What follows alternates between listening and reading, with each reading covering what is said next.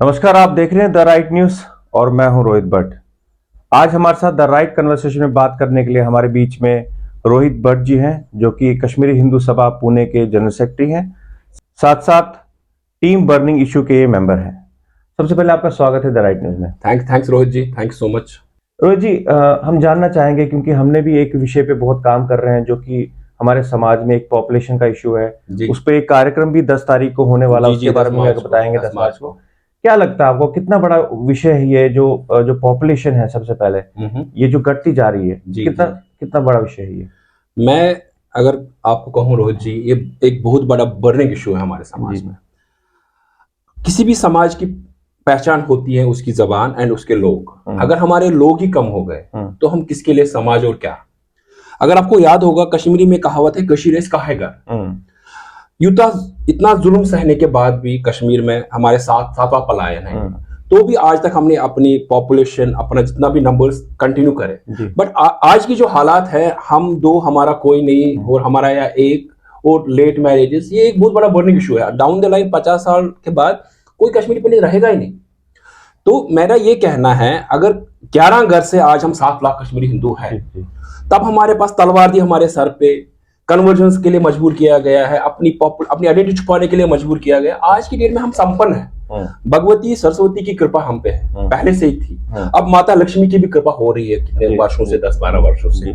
अगर हमारे पास धन है, सरस्वती, हम 2-3 बच्चे पैदा करें। जी, हम एक पे ही रुकते हैं, एक भी नहीं करते। तो ये बहुत बड़ा एक बर्निंग इशू है, जिसको हमें उस पर बात करनी चाहिए हमें रोज। हम क्या लगता है कि इस पे कोई बात, ये सब ठीक नहीं है। हमारी कम्युनिटी में हमें बात करनी चाहिए कि हम दो, हमारे 4 होने चाहिए रोहित जी। मैं हमारा ये कहना है, क्योंकि वो उनको देखो ना, जिन्होंने सेक्रीफाइस किया, हमारे पूर्वजों ने हमको यहां तक लाया। आप पंडित हैं, मैं कश्मीरी हिंदू आज हूं बिकॉज मेरे पूर्वजों ने सेक्रीफाइस किया, अपने ट्रेडिशन जिंदा रखे। आज हम अपने आगे जनरेशन को पैदा ही नहीं कर रहे। जी। रोहित जी, एक कहा जाता है, जो आज की जनरेशन है वो ये कह रही है कि भाई सोर्सेज नहीं है इतने, हमारी इनकम नहीं है, जबकि इनकम अब अच्छी है। वो जमाना था जब इनकम नहीं होती थी, तब भी बच्चे होते थे इतने सारे। लेकिन आज की जनरेशन का माइंड सेटअप ऐसा क्यों बन गया है कि वो ये बोलते हैं कि भाई हम नहीं रखना चाहते?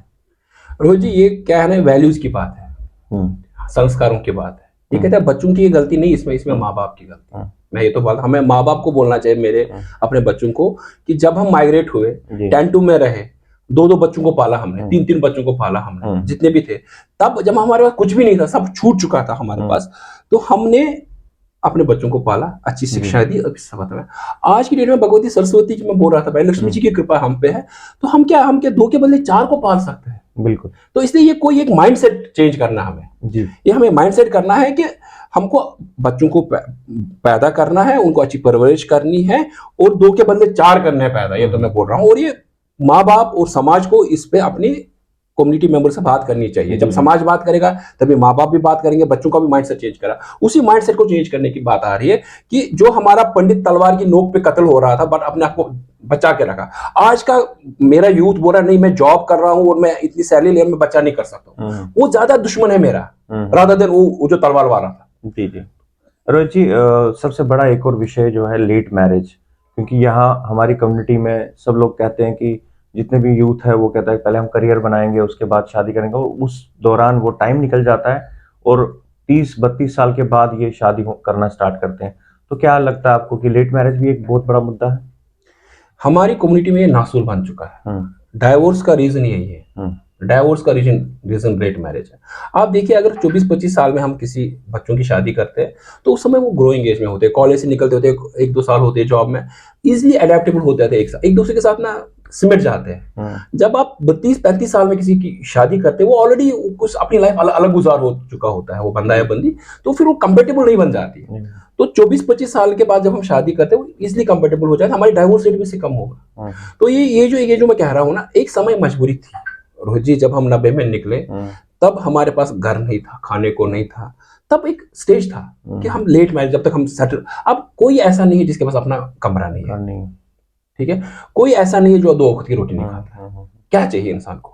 1-2 वक्त की रोटी, अपना घर, रोटी कपड़ा और मकान सब है। अगर किसी के पास रोटी कपड़ा और मकान है, उसको तुरंत शादी करनी चाहिए। अब वो बोले नहीं, मेरे को एक फ्लैट, उसके बाद दूसरा फ्लैट, उसके बाद पुणे में भी फ्लैट, उसके बाद बैंगलोर में भी फ्लैट, उसके बाद जम्मू में घर, वो फिर अनलिमिटेड चीजें हैं सर, उसका कोई ये नहीं है। तो मैं तो ये कह रहा हूँ, अगर आप आराम से अपने, आपका जॉब लगा है 25-26 कैरियर में, शादी कर लीजिए अच्छे से। बच्चे बच्चे जब आप अर्ली एज में करते हैं, कल को जब आप बूढ़े होने लगते हैं तो आपका वो एक सहारा बनता है। ब्लेसिंग है अगर आप अर्ली शादी करते हैं तो अपने ग्रैंड फादर, अपने फादर को, जो उसके ग्रैंड पेरेंट्स, उनको भी सुख मिलता है उसको देखने का, पालने का, बड़ा उसके संस्कार उनसे मिलते हैं। जी जी, तो ये चीज है जी। बात करें रोहित जी, जो हमारा 10 तारीख को, 10 मार्च की बात करें तो उस दिन एक टीम बर्निंग इशू की तरफ से एक कार्यक्रम होने वाला है राइटर्स क्लब में, अभिनव थिएटर राइटर क्लब जम्मू में 3 बजे। तो हम चाहते हैं कि आप सब लोग पार्टिसिपेट करें। कौन कौन से लोग उसमें आ सकते हैं, थोड़ा उसके बारे में बताइए इवेंट।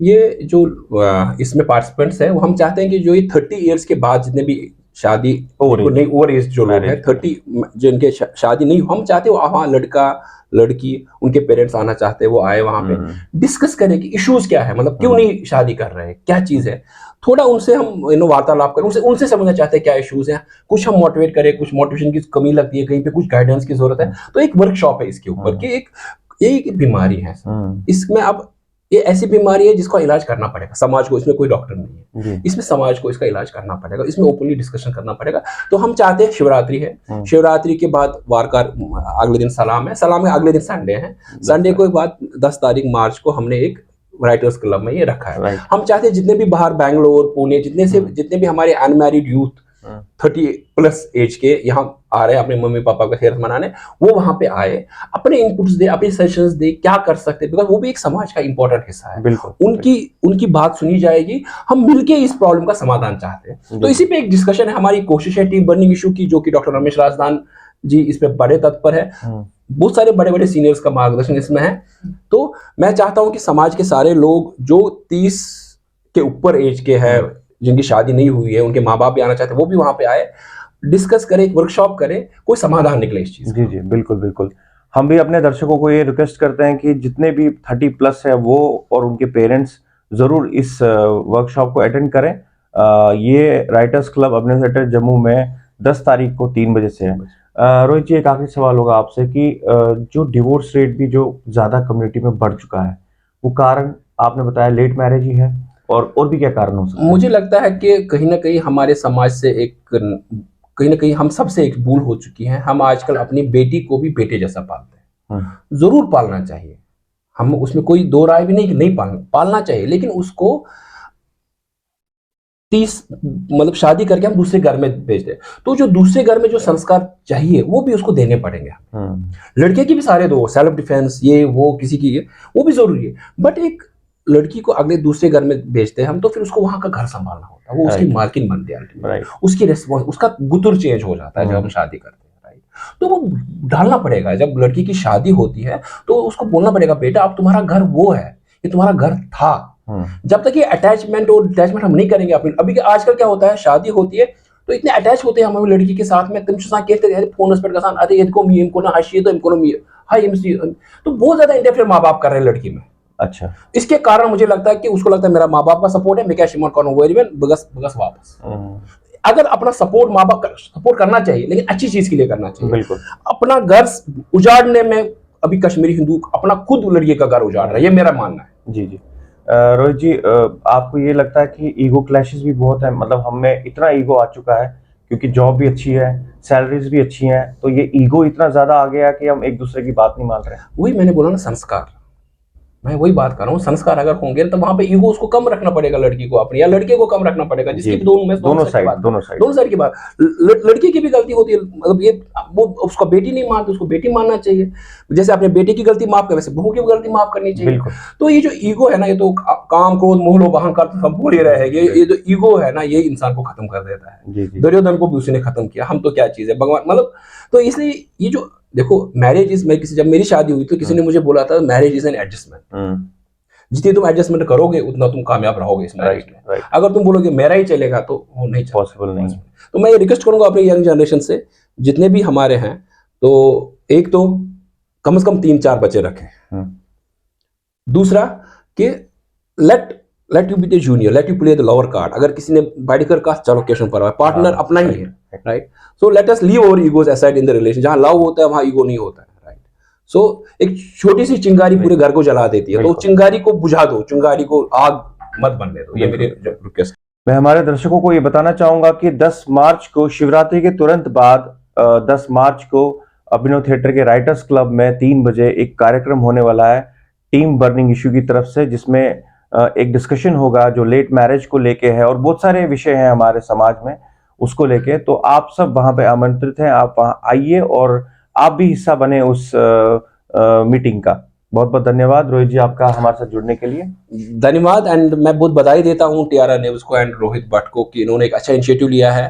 तो मैं इनका चैनल क्लोजली फॉलो करता हूं, बहुत सारे इश्यूज पे ये काम करते हैं। मैं आपको बधाई देता हूं रोहित जी, आपके चैनल को, and more power to you dear, more power. Thank you so much, thank you so much, thank you. देखते रहिए द राइट न्यूज। बहुत जल्द फिर से आपसे मुलाकात होगी एक नए शख्सियत के साथ। नमस्कार। नमस्कार।